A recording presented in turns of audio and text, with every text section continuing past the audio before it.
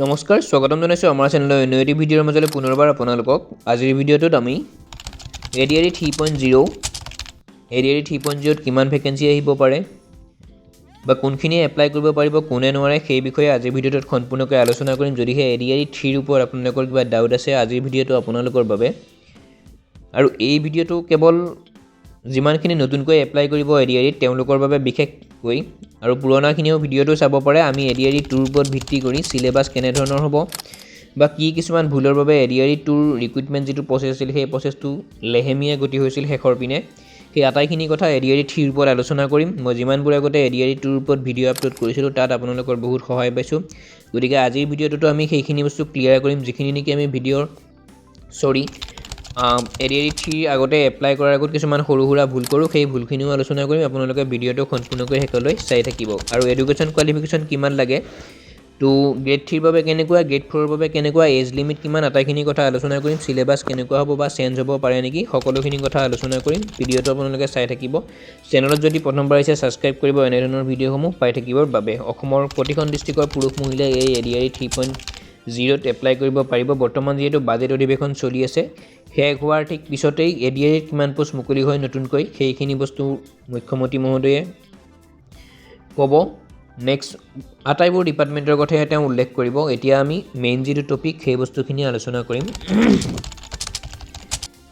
প্ৰথম কথা ADRE 3 যেতিয়া নটিফিকেশ্যন আহিব এপ্লাই ডেট আহিব এপ্লাই কৰোঁতে প্ৰথমতে আপোনালোকে এটা ভুল কৰে যিটো ভুল হৈছে এডুকেশ্যন কোৱালিফিকেশ্যন আপুনি যদি গ্ৰেজুৱেট তেতিয়াহ'লে আপোনাৰ যদি নাম লিষ্ট এমপ্লয়মেণ্ট এক্সচেঞ্জৰ যিখন চাৰ্টিফিকেট সেই চাৰ্টিফিকেটত আপুনি উঠাই থৈ দিয়ে HS পাছ বুলি আৰু HS পাছত আপুনি এপ্লাই কৰে কিন্তু আপোনাৰ শিক্ষাগত অৰ্হতা হৈ আছে গ্ৰেজুৱেট আৰু গ্ৰেজুৱেট কিছুমানেও 4th গ্ৰেডত এপ্লাই কৰে মেট্ৰিক পাছৰ যিখিনি পোষ্ট আছে তাত এপ্লাই কৰে আৰু লাষ্ট টাইমত যেতিয়া আপোনালোকৰ এক্সাম হ'ব পাছ কৰিলে তাৰ নেক্সটত ভাইবা হ'ব পাছ কৰিলে গ্ৰেড 3 বাৰু স্কিল টেষ্টটো হয় আৰু সেই গ্ৰেড 4 ৰ ক্ষেত্ৰত এক্সামৰ পিছত যেতিয়া ভাইবা হ'ব ভাইবাৰ পিছত আপোনালোকে যেতিয়া ধৰা পৰে যে এওঁ দেখোন গ্ৰেজুৱেট বা HS পাছ বুলি নেক্সট আপোনালোকক দুবাৰ তিনিবাৰকৈ ডকুমেণ্ট ভেৰিফিকেশ্যন কৰিব লগা হয় বা মাতিব লগা হয় এইটো কাৰণেই আপোনালোকে নিজৰ উচ্চ শিক্ষাটো লুকুৱাই থৈছে সেইটো কাৰণে এইবাৰ তেনেকুৱা নকৰিব যিমানখিনি নেকি গ্ৰেজুৱেট তেওঁলোকে গ্ৰেজুৱেট বুলি নাম লিষ্টত উঠাই দিব এমপ্লয়মেণ্ট এক্সচেঞ্জৰ চাৰ্টিফিকেটত যিমানখিনি HS তেওঁলোকে HS থাকিব দিয়ক যিমানখিনি মেট্ৰিক তেওঁলোকৰ মেট্ৰিকত কৰিব দিয়ক যিমানখিনি 8 পাছ তেওঁলোকে 8 পাছতে কৰিব দিয়ক তেনেকুৱা ভুল নকৰিব ঠিক আছে এইটো আছিল প্ৰথম ভুল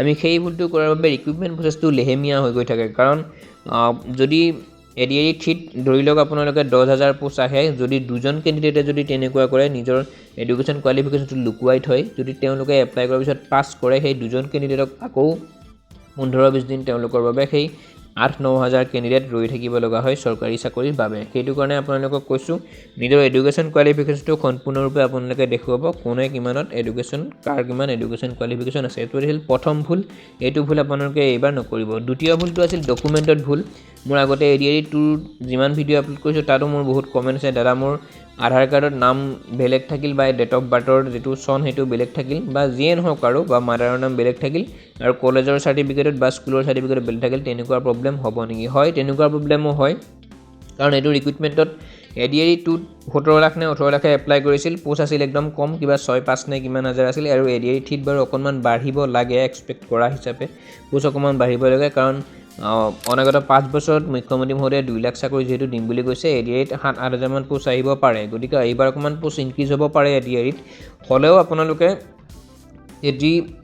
যদি আপোনালোকৰ ভুল থাকে যে আধাৰ কাৰ্ডত কিবা এটা বেলেগ আছে ভোটাৰ কাৰ্ডত নিজৰ নাম বেলেগ আছে সেইবোৰ কিন্তু এতিয়াই ঠিক কৰি লওক এপ্লাই কৰাৰ আগতে পিছত এপ্লাই কৰিব আকৌ যাই যেতিয়া ডকুমেণ্ট ভেৰিফিকেশ্যন হ'ব একদম শেষৰ পৰ্যায়ত ডকুমেণ্ট ভেৰিফিকেশ্যনৰ পিছত আৰু বেলেগ পৰ্যায় নাথাকে আকৌ আপোনালোকৰ ভুল হ'ব আৰু সেই এজন বা দুজন কেণ্ডিডেটৰ ভুলৰ বাবে গোটেই 8-9,000 কেণ্ডিডেটে ৱেইট কৰিব লাগিব এমাহ গতিকে তেনেকুৱা ভুলো নকৰিব ডকুমেণ্টখিনি এতিয়াই আপোনালোকে ঠিক কৰি লওক এতিয়া আহিছোঁ এডুকেশ্যন কোৱালিফিকেশ্যন মেইন পইণ্ট প্ৰথম কথা গ্ৰেড 4 ৰ কথাই আলোচনা কৰিছোঁ গ্ৰেড 4 ত কোনে কোনে এপ্লাই কৰিব পাৰিব 8 পাছ খিনিয়ে পাৰিব 10 পাছ খিনিয়ে পাৰিব 10 পাছ প্লাছ যদি আপোনালোকৰ ITI আছে তেতিয়াও আপুনি গ্ৰেড 4 ত এপ্লাই কৰিব পাৰিব 10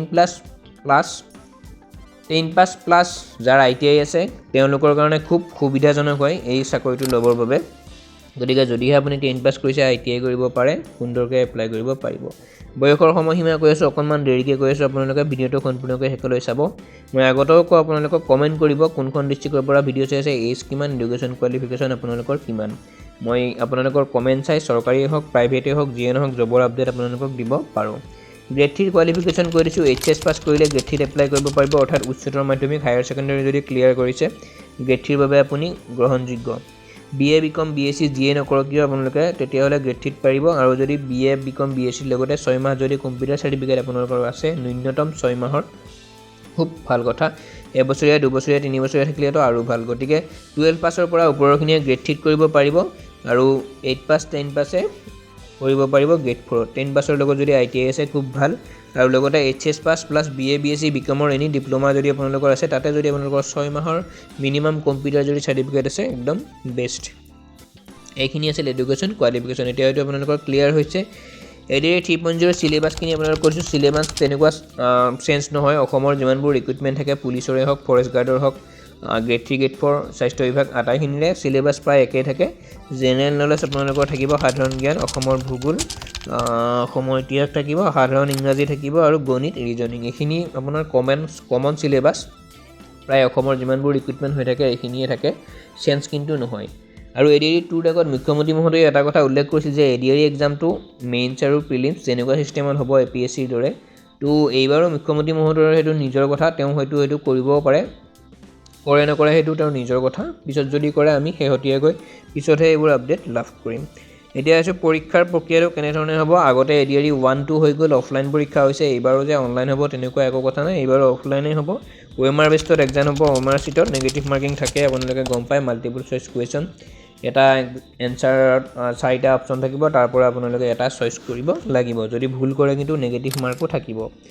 আটাইতকৈ ডাঙৰ সমস্যাটো থাকে বয়সৰ সময়সীমা, বহুতে এপ্লাই কৰিব নোৱাৰে বয়সৰ বাবে। এদিনো যদি আপোনালোকৰ বেছি থাকে এপ্লাই কৰিব নোৱাৰে। তো এইজটো খুব ইম্পৰ্টেণ্ট হয়। 18 পৰা 40 বছৰ আপোনালোকে আনৰিজাৰ্ভ কেণ্ডিডেটৰ, অৰ্থাৎ জেনেৰেলখিনি 18 পৰা 40 বছৰ, 18 পৰা 43 বছৰ OBC আৰু MOBCৰ আপোনালোকে ৰিলেক্সেশ্যন পাবই, চিন্তা কৰিব নালাগে। 18 পৰা 45 বছৰ SC আৰু ST, 18 পৰা 50 বছৰ PWBDৰ কেণ্ডিডেটৰ। ইমানেই আছিল মেইন ভিডিঅ'টো। ADAR 3ৰ এক্সপেক্টেড যিটো আপোনাৰ ভেকেঞ্চি সেইটো এতিয়ালৈকে কোনো আশাহে কৰি আছোঁ আমি, ক'ব পৰা নাই ক'ত কিমান পোষ্ট আহিব। পুলিচৰো তেনেকুৱাই কথা, পুলিচৰ নতুনকৈ অকণমান পোষ্ট ওলাব, কিবা ড্ৰাইভাৰৰ বুলি মুখ্যমন্ত্ৰীয়ে উল্লেখ কৰিছে 1000মান পোষ্টৰ কথা। তো সেই বিষয়ে আমি নেক্সটত ভিডিঅ' আনিম, আপোনালোকে চাব পাৰিব। অকণমান চাই মেলি কিনে ভিডিঅ' আপলোড কৰিব লাগিব। এক্সপেক্টেড বুলি ক'লে আপোনালোকৰ বহুতেই এতিয়া কৈ আছে যে ADAR 12-15 হাজাৰ পোষ্ট একেলগে আহিব, তেনেকুৱা কথা নহয়। ADAR 12-15 হাজাৰ পোষ্ট একেলগে নিদিয়ে, দিয়ে যদি 8000 9000 বা 7000মান পোষ্ট দিব। গ্ৰেড 3ৰ বাবে 5000মান থাকিব, গ্ৰেড 4ৰ বাবে 3000, ঠিক আছে। গ্ৰেড 3ত এইটো কাৰণে অকণমান পোষ্টটো বেছি থাকিব, মই এইটো কাৰণে কৈছোঁ কাৰণ 40,000 পোষ্ট আমাৰ এডুকেশ্যন ডিপাৰ্টমেণ্টত বৰ্তমান মুখ্যমন্ত্ৰী মহোদয়ে দিম বুলি কৈ আছে। সেই 40,000 পোষ্টৰ পৰাই গ্ৰেড 3ৰ যিখিনি স্কুলৰ কৰ্মচাৰী তেওঁলোকো তাৰ পৰাই নিৰ্বাচিত হ'ব বা তেওঁলোকো তাৰ পৰা চিলেকশ্যন হ'ব। গতিকে গ্ৰেড 4তকৈ গ্ৰেড 3ত অকণমান বেছি থাকিব, যাৰ নেকি এডুকেশ্যন কোৱালিফিকেশ্যন HS পাছৰ পৰা ওপৰত আছে বা যোনে নেকি শিক্ষক নিযুক্তিৰ বাবে প্ৰিপেৰেশ্যন কৰিছে তেওঁলোকৰ বাবেতো এইটো খুব এটা ডাঙৰ অপৰচুনিটি, খুব এটা ডাঙৰ সুবিধা। তেওঁলোকে শিক্ষকৰ বাবেও এপ্লাই কৰিব পাৰিব, লগতে গ্ৰেড 3ৰ বাবেও এপ্লাই কৰিব। এটাত নহয় এটাত তেওঁলোকৰ হয়তো চাকৰি হ'ব পাৰে। তো ইন ফিউচাৰত যোনে নেকি ভাবি আছে মই শিক্ষাৰ জগতখনৰ লগত জড়িত হৈ থাকিম বুলি ভৱিষ্যতত, তেওঁলোকৰ বাবে বেটাৰ হয় এইটো সুযোগ। 5 বছৰত 2 লাখ চাকৰি নিৰ্দিষ্টভাৱে তেওঁলোকে চাকৰি ল'ব পাৰিব, যদিহে শিক্ষকত এপ্লাই কৰিব পৰা আপোনালোকৰ যোগ্যতা আছে, ঠিক আছে। এতিয়া কথাটো হ'ল কি, এই তথ্যখিনি পালোঁ ক'ত, বহুতে আকৌ কমেণ্ট কৰিব নেগেটিভলিও, বহুতে কমেণ্ট কৰে। তেওঁলোকে হয়তো ক'ব যে তুমি এইখিনি তথ্য ক'ত পালা, ইমান এজ লাগে, এডুকেশ্যন কোৱালিফিকেশ্যন এইখিনি লাগে। চাওক ADAR 2ত যিমানখিনি তথ্য আছিল মই তাৰ পৰা এইখিনি তথ্য আপোনালোকক উঠাই কিনে দি দিছোঁ। নেক্সট ADAR 3 বৰ্তমানলৈকে কোনো ধৰণৰ আপডেট অহা নাই, কাৰণ যিহেতু বাজেট অধিৱেশন চলি আছে, সেইখিনি শেষ হোৱাৰ পিছে আপোনালোকৰ এইখিনি ক'ত কিমান ভেকেঞ্চি হ'ব নেক্সট 5 বছৰত সেইখিনি তেওঁলোকে কৈ দিব, নটিফিকেশ্যন কৰিব হে। এইটো কাৰণে আছিল ভিডিঅ'টো, ইমানেই আছিল। আপোনালোকক এইটো কাৰণে ভিডিঅ'টো কৈ দিলোঁ যে বহুতে কৈ আছিল ADAR 3 ৰিক্ৰুইটমেণ্ট প্ৰচেছটো কেতিয়া আৰম্ভ হ'ব। 2-এদিন পিছতে আৰম্ভ হ'ব, যেতিয়াই আপডেটহে আপোনালোকক জনাই দিম, চিন্তা কৰিব নালাগে। এই তথ্যখিনি কিন্তু ADAR 3ৰ নতুন আপডেট নহয়, ADAR 2ৰ পৰা মই আপোনালোকক উঠাই কিনে দি দিছোঁ। ADAR 2ৰ চিলেবাছ, পৰীক্ষাটোৰ ছিষ্টেম বা নেগেটিভ মাৰ্কিঙৰ কথা এনেকৈ আছিল। ADAR কিন্তু এক্সামৰ আগে মুখ্যমন্ত্ৰী মহোদয়ে কৈছিল যে APSCৰ ছিষ্টেমত এইবাৰ এক্সাম হ'ব বুলি। সেইটো আমাৰ কেণ্ডিডেটখিনিয়ে দাবী কৰাৰ বাবে বা নিৰ্দিষ্ট কিছুমান ব্যক্তিয়ে দাবী কৰাৰ বাবে সেইটো উঠাই দিলে, আগৰ ছিষ্টেমতে ADAR 1ৰ নিচিনাকৈ এক্সাম হ'ল। তো আপুনি এটা বস্তু কমেণ্ট কৰিব, APSC নিচিনাকৈ যদি আপোনালোকক ADAR এক্সাম লাগে, আপোনাৰ মতে ভাল হ'ব নে বেয়া হ'ব সেইটো কমেণ্ট কৰিব। চেনেলত যদি প্ৰথমবাৰ আহিছে চেনেলটো ছাবস্ক্ৰাইব কৰিব এনেধৰণৰ ভিডিঅ'সমূহ পাই থাকিবৰ বাবে। সম্পূৰ্ণ ভিডিঅ'টো ইমানে আছিল সম্পূৰ্ণকৈ শেষলৈ চোৱাৰ বাবে পুনৰবাৰ ধন্যবাদ জনাইছোঁ আৰু আজিৰ ভিডিঅ'টিৰ সামৰণি মাৰিছোঁ জয় অসম।